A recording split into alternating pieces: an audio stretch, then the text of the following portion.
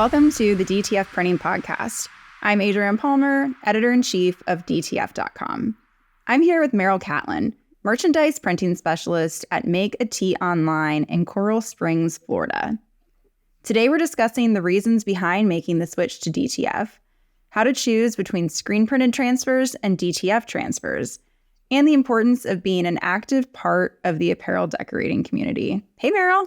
Hey, Adrienne, how are you? Thank you so much for having me on. I'm so glad to be able to sit and talk to you. Yes, likewise. Thank you so much for joining us.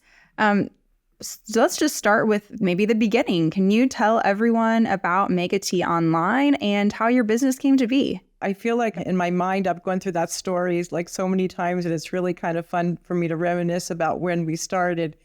Actually, we started back in, I think it was around 2009, and I went to a trade show and I saw this thing called a DTG machine, and I'm like, wow, this way I don't have to tell people that I can't do full color printing on their shirts. I don't have to run to Office Depot and get those iron-on things anymore, and I could actually do this and it would be really professional. And since I have a graphic design background, that actually is our background, and we were in the paper printing business and apparel apparel printing and promotional products. But seeing that first DTG machine, and it was kind of plastic, so I didn't go for it then because I thought, oh, I'm going to have to wait till they make one that's at least metal, so it has a little more substance to it. And that's kind of how we started. So I started Make a Tee Online because I kind of saw how Custom Ink and Cafe Press and Zazzle were out there, and I kind of wanted to be like them. And so maybe just explain to listeners, Make a Tee Online, it is what it sounds like. Your customers can go to your site and make a tee online. What are your typical customer base? Okay. What do they look like? What are they purchasing from you? So Make a Tee Online has really advanced from when we first started, and I thought that I thought at the time you build a website, people are going to come. Little did I know that it was a lot more work than that. Not that I wasn't up for it, because I sure was, but I have certainly learned a lot about technology and a lot about online marketing. People can either go on to Make a Tee Online, they upload their image, they pick what garment they want, they upload the image, and they see it right there. They see the price right there. They could buy one. It's no minimum, and it's what we all call print on demand. And it's exactly that. Make a Tee Online. You go on there and you buy your stuff, and then we get the orders and we print them and we ship them. But the cool thing about Make a Tee Online is that I have been able to build affiliate stores. So we make merchandise stores. For now, we have about maybe 50 plus merchandise stores that we build for other people that want their own businesses. And we host the website, we do all the printing, we do all the fulfillment, we do all the customer service, and we have a really cool database right now of customers. So that's really neat. And we're also helping people make money and getting their message out, their word out, their nonprofit, whatever it is. So it's like I started something, but it kind of changed a little bit. And it's just, you got to go, I go with the flow. So. Yeah, that's awesome. And so you had mentioned that you bought the DTG machine, and then you and I had talked previously, and you had mentioned that you were doing some DTF printing with your DTG machine, but you've recently purchased a DTF machine. Can you talk a little bit about why you made that switch and what it's like to kind of have that DTF machine in-house now? So one thing that I think is really important as a business owner, and being in this industry, or probably any industry that anybody's in, is constantly educating yourself on what's new, processes, things that people are coming up with, and not discouraging anything that people put in front of you, because you just don't know where that is going to go. And so I do a lot of reading and I do a lot of research. And when I first saw the DTF process, I was like, okay, well, here's somebody, they're doing it on their DTG machine. Actually, I think I saw UV DTF first. And when I saw that, I was like, blown away by it because you could take whatever it is, print it on something, and then put it on your tumblers or mugs or whatever. And, and it's kind of like better than a sticker, 100% better than a sticker. So when I saw that, I'm like, are they doing this on shirts yet? So then, of course, I saw it on a shirt, and I'm like, okay, let me try to do it. So immediately I got the film. I was thinking, do you need film? Can you just use like anything? And then obviously realizing that the powder was like the pre-treat and how people are using it, how they put it on. I mean, everything is like a technique. You got to like hone your skill, hone your technique. And so we were using our DTG machine or both of our DTG machines to print DTF. And customers actually were requesting it because they liked the washability. So they were saying, oh, I want this as opposed to this. So in the beginning, I'm like, let's test it. Let's wash. Let's wash again. Let's wash with granules soap. Let's wash with liquid soap. Let's scrub by hand. I do a million tests, wash, dry, everything, and see how it works. And the DTF held up like it was so cool, and on polyester. So it was like, okay, this is something that is going to stay around for a while.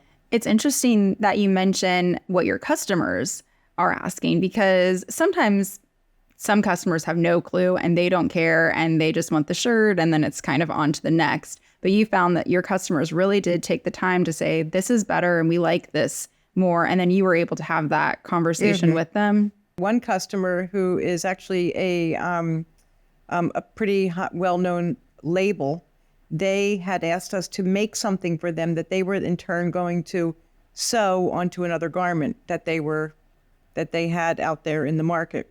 And so I had made samples for them, both DTG and DTF, and they were insisting on the DTF. And I'm like, okay, so if this big name wants DTF, then obviously they like it. So if they like it, if Mikey likes it, everyone's going to like it, kind of a thing. So it was really an eye-opener for me. Yeah.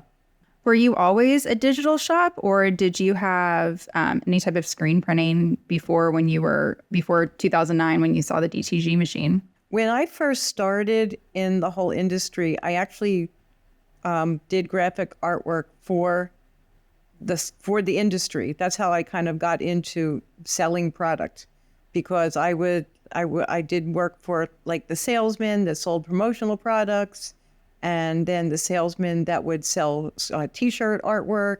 And so I worked a little bit with the different screen printers, and I would do their artwork for them, and then do artwork for the salespeople. And then I just started selling to my own customers, and that's kind of how I got into it. So I knew all the different screen printers and paper printers and wide format printers in South Florida.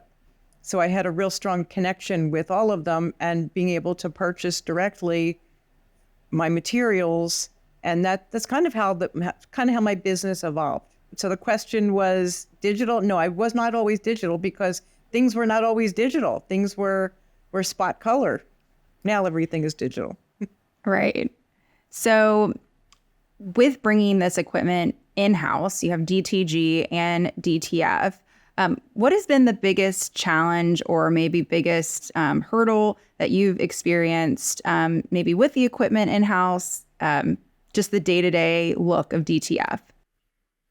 So I would say that the biggest hurdle is for us is that we want things to be consistent looking. Our customers are a lot of return customers.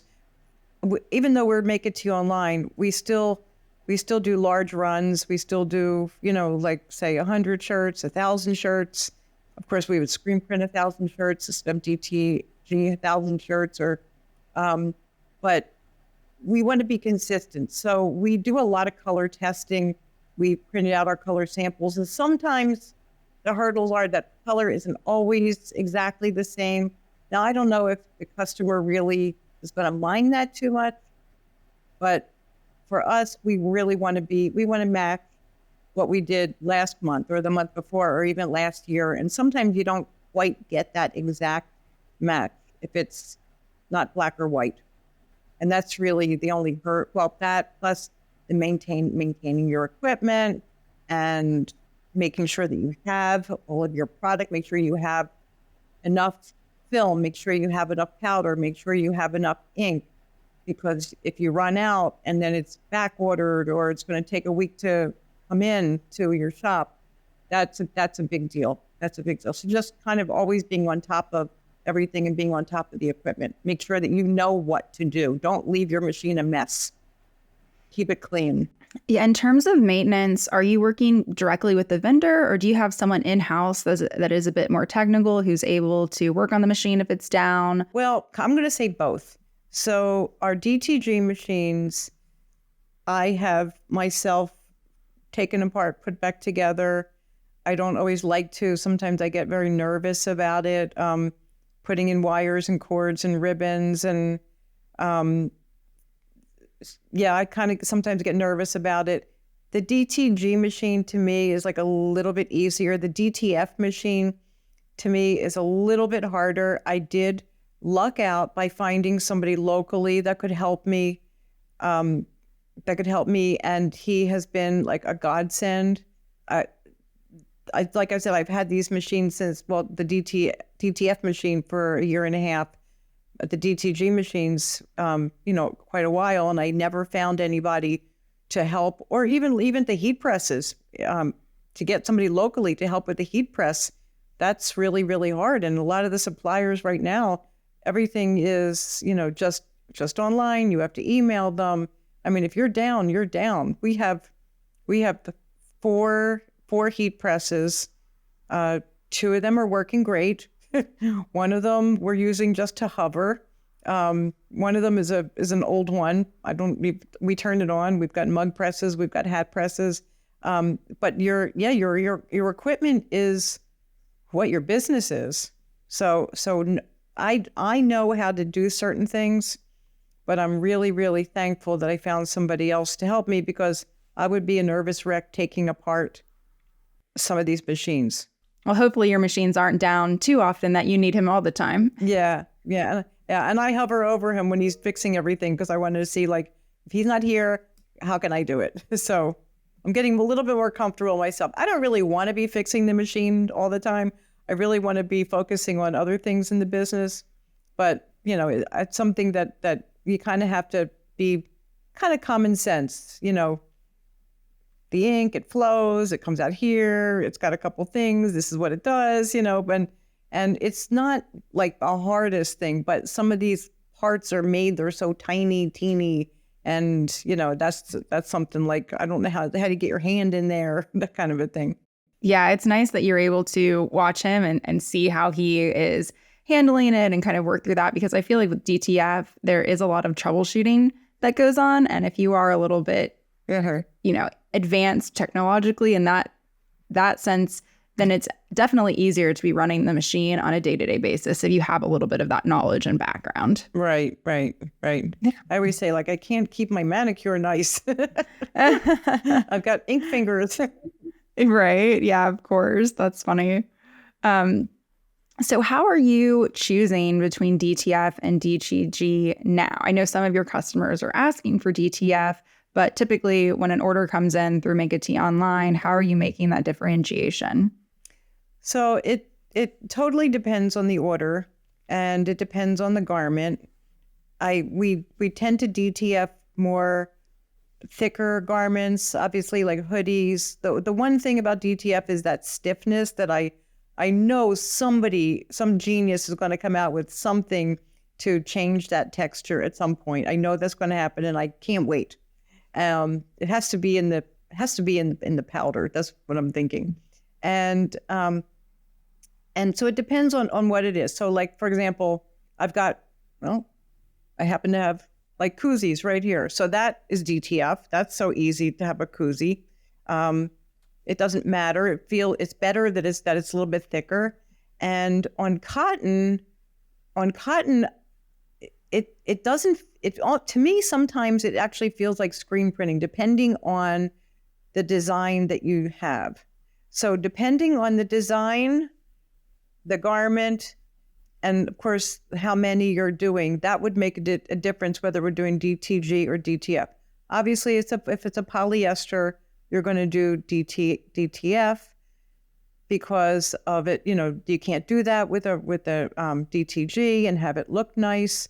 At least not with my machine. I think some machines you can, but not mine. And it depends.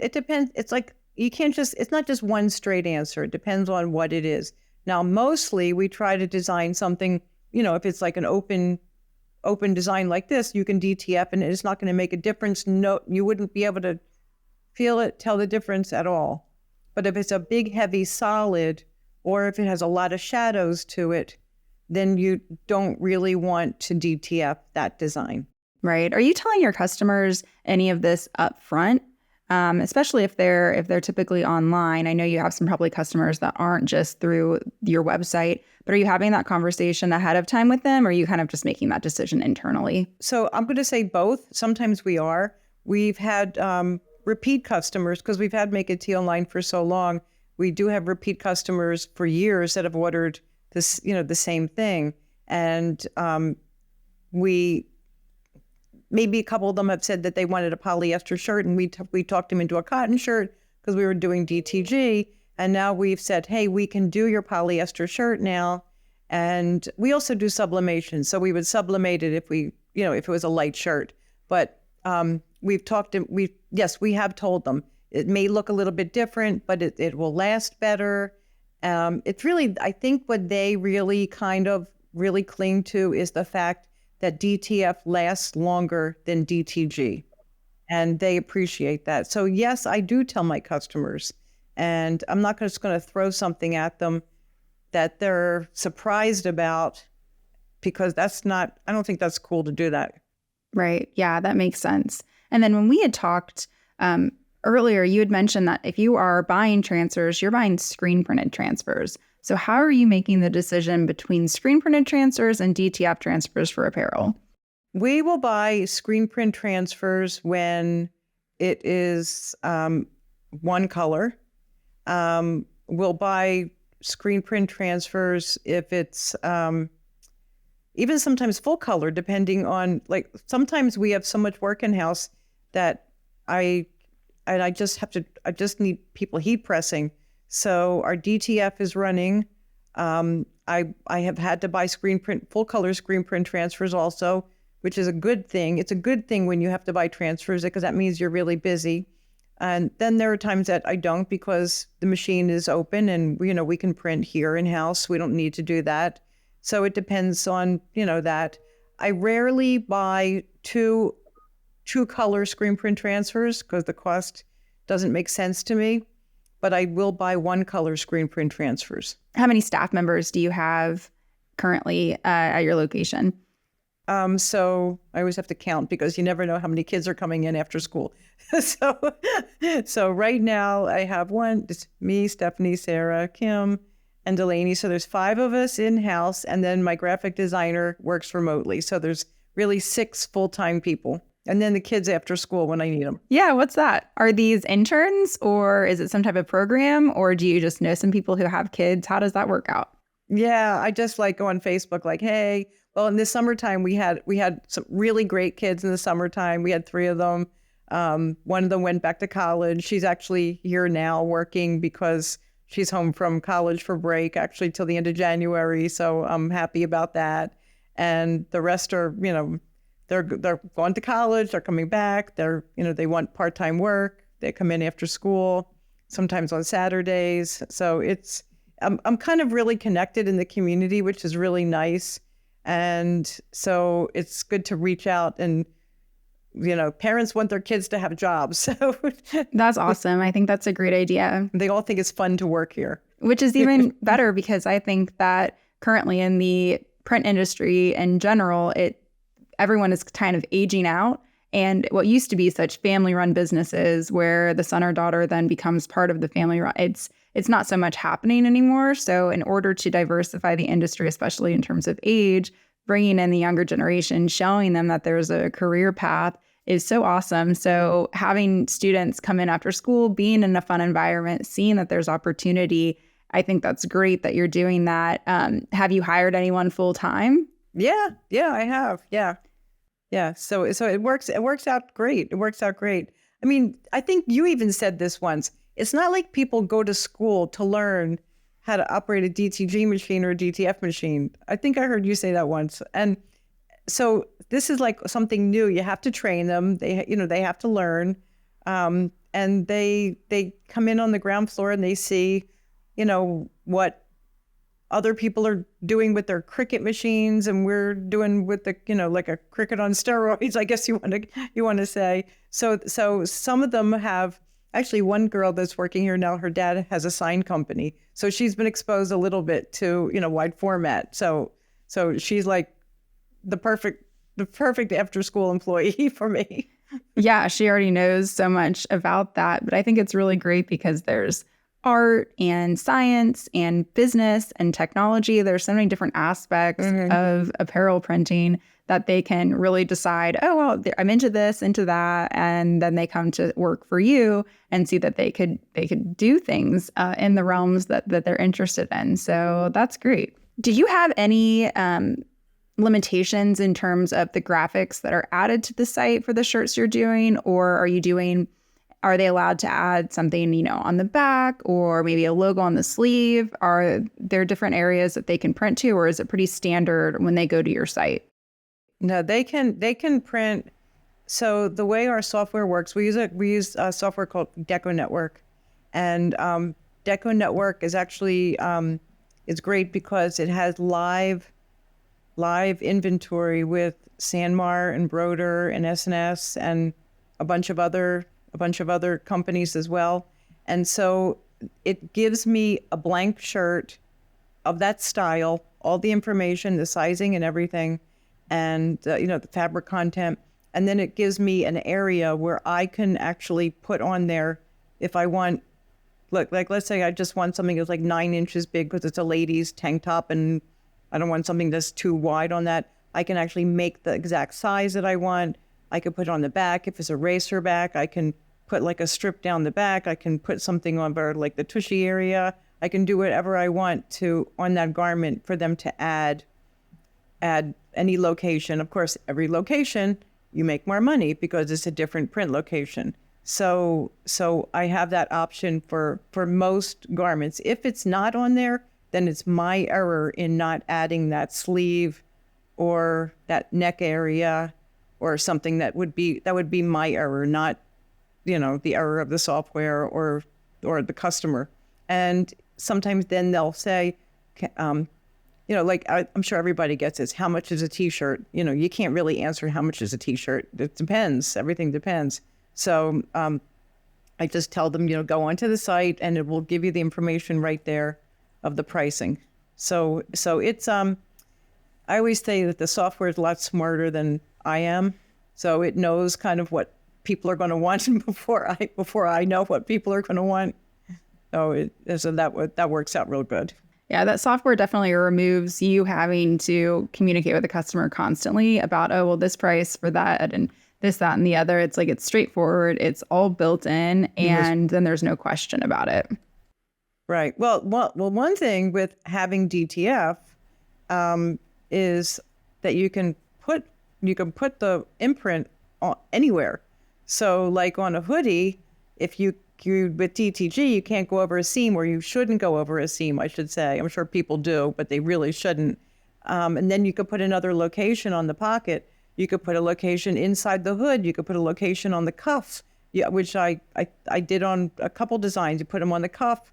You could put it anywhere, and you're creating like such a unique custom garment that the average person, the average screen printer, isn't going to screen print. They're not going to screen print there. Screen printers are, they want to do the front, the back, and the sleeves.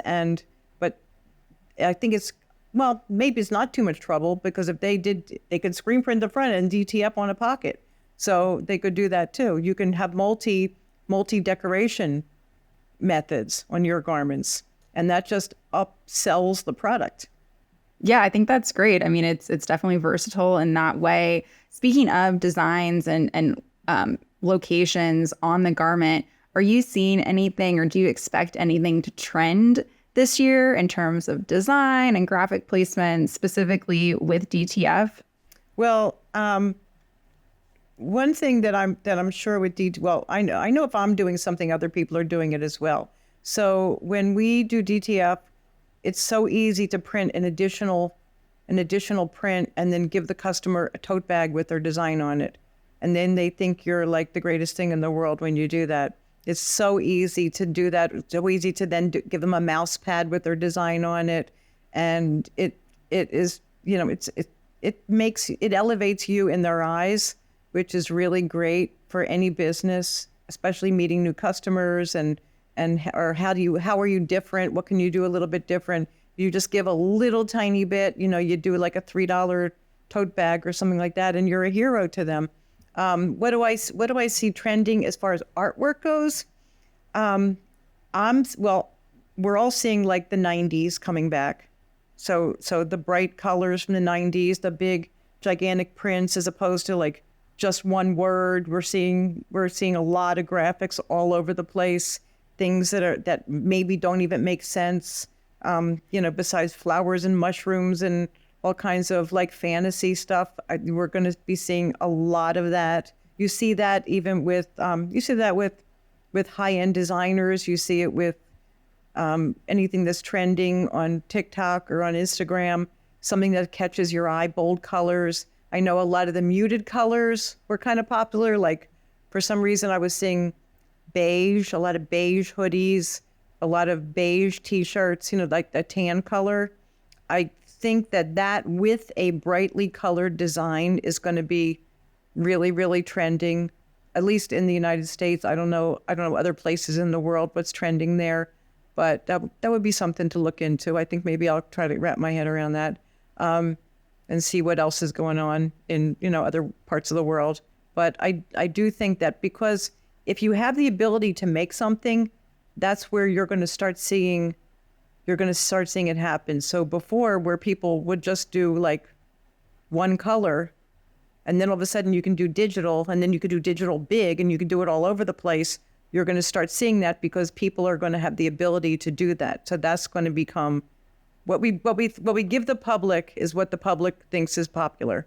And so the ability will allow that to happen. So that's my prediction. My prediction in January 2nd of 2024. Yes, I love it. I think Pantone's color of 2024 is a peach fuzz. So you were kind of mentioning the muted beige. The peach fuzz is very light pink. So very, we'll be seeing that a lot this year, I think. But like you mentioned, adding a lot of color to that and different designs. And then I really liked what you said about going that extra little step for the customer. Get a tote bag and add that design on there, or a mouse pad or a koozie. I think that's so fantastic that you're doing that, because then they will want to come back to you because you've thought about them. Right. Even a scarf. You could even do a scarf, and they would tie it around their head, their handbag, their wrist, whatever they do with it, tied up on their shirt sleeve. I don't know, whatever they do with it. So where would you like to see DTF technology in the next few years? Is there anything you're asking vendors to do, or anything that you'd like to see? So there's a couple of things I've been asking vendors to come up with. And one of them is I want someone to come up with a laundry detergent for digital printed t-shirts. And that could be something else that you give away with your order of a certain amount, or then you can sell it to them as well. Because the one thing that people always ask me, and if they ask me, they ask everybody, is, how long will the design last? And there definitely are, issues across the board. And you don't know what they do to the garment after they leave. You don't know if they step on it. You don't know, what they do to it. And I think coming up with a detergent, a special laundry detergent for digital prints, would be really like a great thing. So whoever's listening, any scientist or chemist out there that's listening, please come up with that. I'll be the first customer. Exactly. I do think that we've said this before, DTF is so much in its infancy that we will start to see things change and evolve in the next few years. And I think that with this massive growth in just a couple years, people are listening, maybe not the scientists to this podcast, we'll see, but they are listening and they are wanting to make that change and move forward and listen to customers and make it easier for them and have better quality. So I do think in the next few years that will be happening. Right. I remember the first time we did DTG on something, we had no idea that we couldn't print on bathing suits, and we printed on bathing suits for a YMCA swim team, and the kids jumped in the water and the image just came off, and it was so bad. I was like, no. This is what really made me do a lot of research. Oh my gosh. Wow. So, I mean, what happened? What was the outcome of that? The outcome was like, oh my God, I messed up. I didn't know. I honestly had no idea. And I just said, oh, here's your money back. I don't know what to do. Yeah. It was like, oh, I got to learn. You have to learn what you're doing. Yeah. Have you tested it with DTF since? Yeah, with DTF, I've done, I like I said, I do a lot of testing. So I've even, here, wait a second. I think I even have, this is my spill the tea room. We DTF these coasters. I DTF little notebooks. I don't think I have one within my arm's reach, but we DTF little notebooks. I think we've DTF'd wood. We just like try everything and see how it works. So yeah. Yeah, that's the fun of it. I guess you could DTF even a coffee mug if you're not going to put it in the dishwasher. Yeah, that's true. Have a little disclaimer, not microwave or dishwasher safe. Right. Just for decoration purposes only. Yeah. So Meryl, you were on the Gildan board of directors. Can you explain your role on the board? I know you're not on it right now, but you were previously, and kind of why it's important to be part of the decorating or the apparel decorating community, in this way. Well, it was the board. It was the board of. I wish I was on the board of directors. It's the board of decorators. Decorators. It was a great decorator. Right. Like I said, I wish it was a board of directors. That'll be my next lifetime. It was really a great and a continued experience. So I still have contact with the people that were in my group, plus the people from Gildan, and learning about Gildan as a company was really, really eye-opening to me. I had no idea how eco-conscious they were. They weren't even talking about it. They were just doing it. There was some of the shirts, like the lady styles, were always running a little small, and it was just a small group of us, and we would sit down with them. They asked us questions. What can they do to improve this? What can they do to improve that? And they made the shirts bigger for ladies. They made the armholes bigger. They did stuff with the neckline. They made they changed the name of one of their shirts that we felt was a premium shirt that didn't really seem like it was a premium shirt. And they implemented what we as their purchasers requested. And it was such a great experience to see somebody actually listen to our requests. So I just got a goodie bag the other day, or a goodie box from them the other day of apparel to test, to play with, to put in our showroom. And it's great to be able to do that. So when somebody shows that they care about me, I of course show that I care about them. Just like making a tote bag for somebody, that little extra means a lot. And so I promote them as much as I can. I think they're a great company, great people to work with. And I wish I was on the board of decorators forever with them. So it's a wonderful experience. They reach out to the community. So anybody who's listening, if you ever get an email to try to get involved with it, sign up, put your name in there, because it is a wonderful, wonderful learning experience. You get to see the inside workings of this huge company, and it is massive. I think they have like 30,000 employees. And we went to the factory in Honduras. We saw how things were made. We saw how they have like practically no waste. And you saw the people actually sewing the garments and how they do it. And it's really fascinating. They're, I would say I don't know what the percentage is, but I think there's like one thing that they don't make themselves. There's just like one product, or maybe one little thing on a shirt.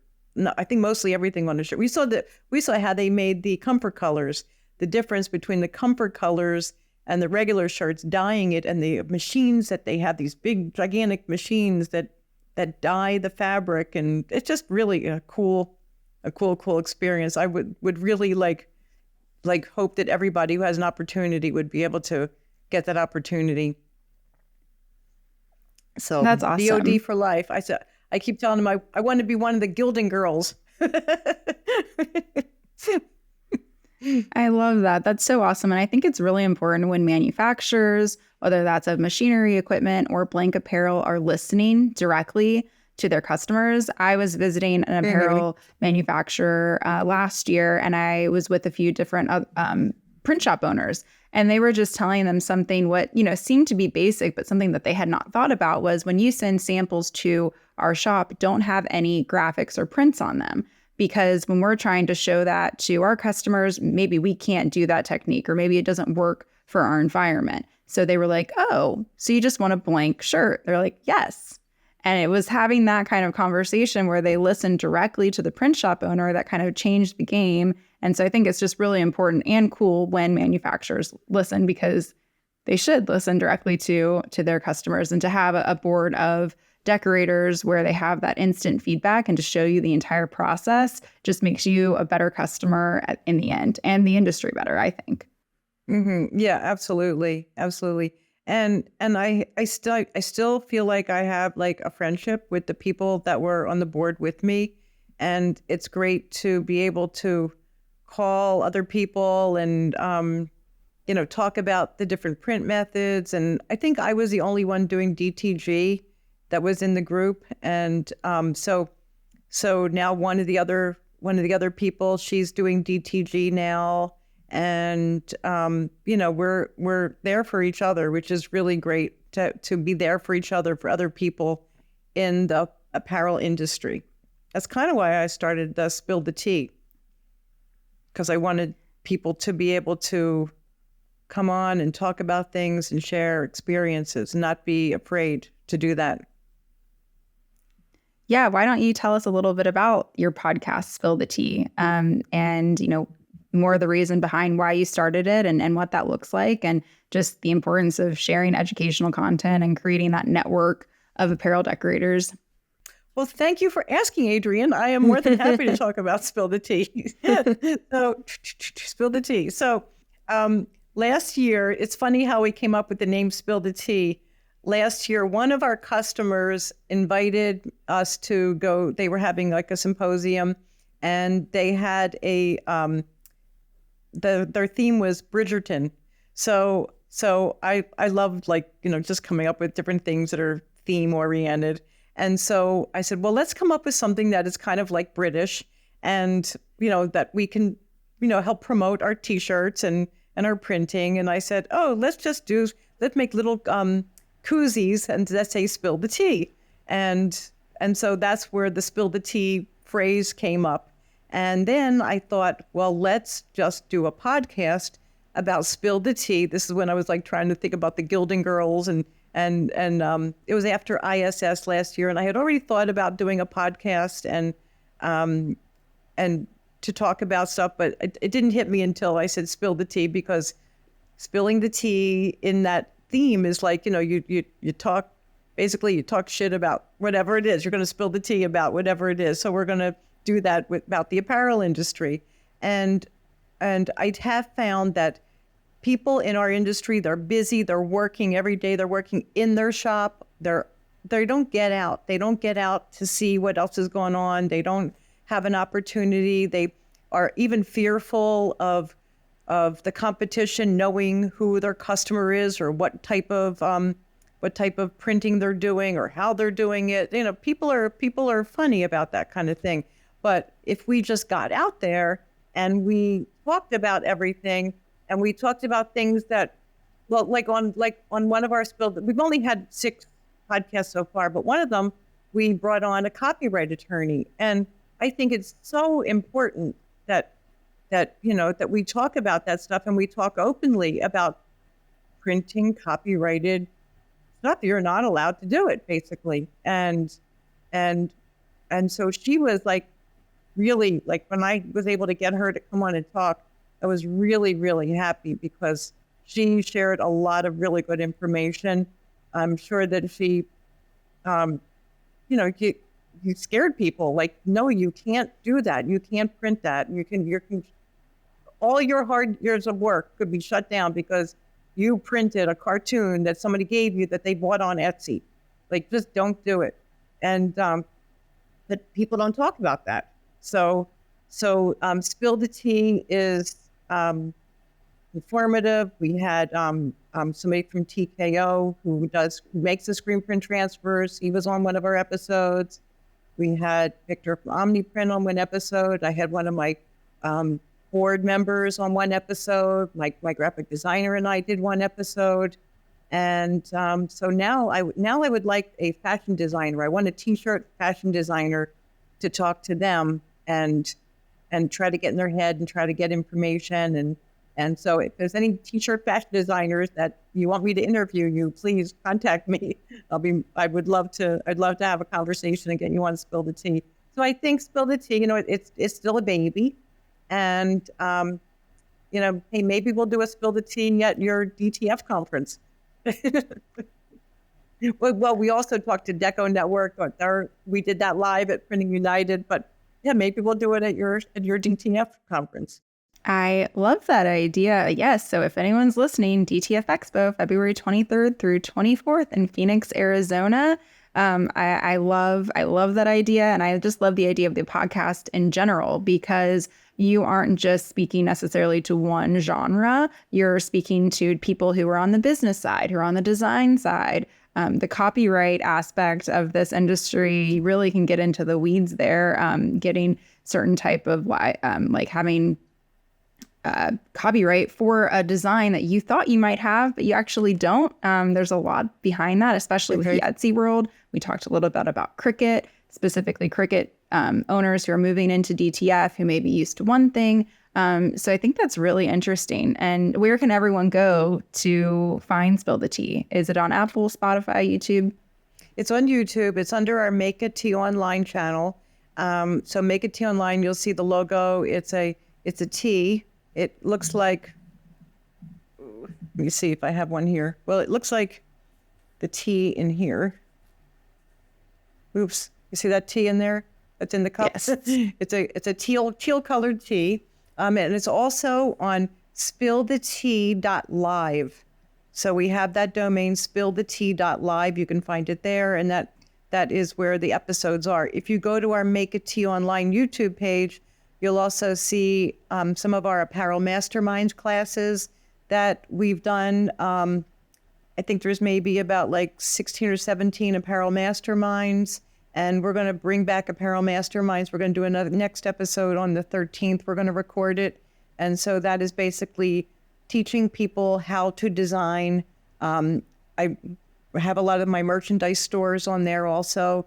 We teach them how to use the software, how to upload the graphics, what's going to look better on a T-shirt, the placement, how to do marketing for your apparel business. And so there's a lot of really great information on my Apparel Masterminds as well. Is that free for everyone? Is that available to everyone? Yeah, it's free. Yeah.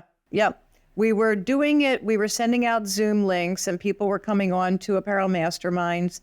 And I think this one that we're going to do on the 13th is going to be me and Guillermo, my graphic designer, and Roberto, who does are some marketing for us, for internet marketing and social media marketing. And he does SEO. He actually works for Sandals, the resort, doing their SEO. So he's an SEO expert, and he has a lot of very interesting tips and tricks for people to do their own, how to do it themselves. And so we're going to talk a little bit about design. We're going to talk about graphics, and we're going to talk about marketing. So the three of us are going to do our apparel masterminds. I'm not going to have people come into that one. And if people ask for that, then we'll do another one where people join us and they ask questions right there, or we focus on, let's say, one of our merchandise stores, and we will show you how do we build the website and what I think looks good, what the customers normally want, how we try to talk them into giving their customers the say on what color shirts they have. It depends on what is that particular brand and what that particular brand signifies. Yes, absolutely. So we can find you for Spill the Tea, and we can find your mastermind class. Where else can we find Make a Tea online? What's your website and your social media handles? So everything is Make a Tea online. So Make a Tea with 2 E's online is our Instagram, and makeateaonline.com is our website. And you can reach me at Meryl at Make a Tea Online, or hello at Make a Tea Online, which is easier than spelling Meryl.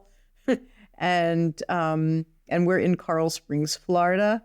So if you type in Make a Tea Online, Coral Springs, Florida, our main company is called Type Styles, and that's the main printing company.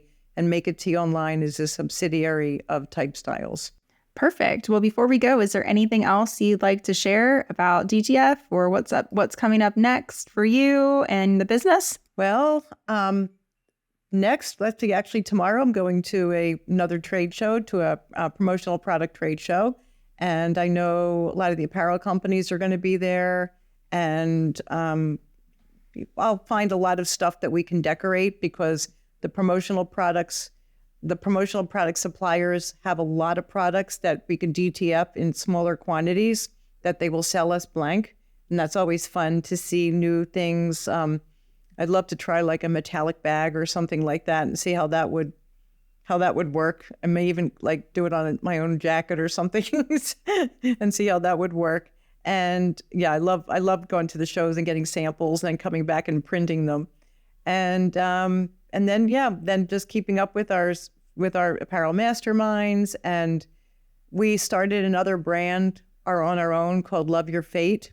And that has kind of like a deep meaning to it, and being at a certain place where you are in life and loving your fate. Whatever it is, it's up to you to make a difference in your own life. You're responsible for your own life, and loving your fate is putting it solely on you. And so that's our own in-house brand. I have a couple other brands that I want to launch this year. One is Southern Babies Apparel. The other is 53 Clothing Company. I started 53 Clothing Company a while ago and then dropped it because it was just a lot of work to do. But we're going to be bringing that in-house again. So not only will we do stuff for other brands, but we were going to promote our own brands that I think people will really enjoy. Everyone's got to wear something. Thank you, Meryl, for joining us. I really appreciate it. Thank you for having me, Adrienne. I love talking to you, and I love talking about what I love doing. Absolutely. Well, we'll catch you on the next episode of the DTF Printing Podcast. In the meantime, you can head to DTF.com to discover new ways to grow your print business. Thanks for listening.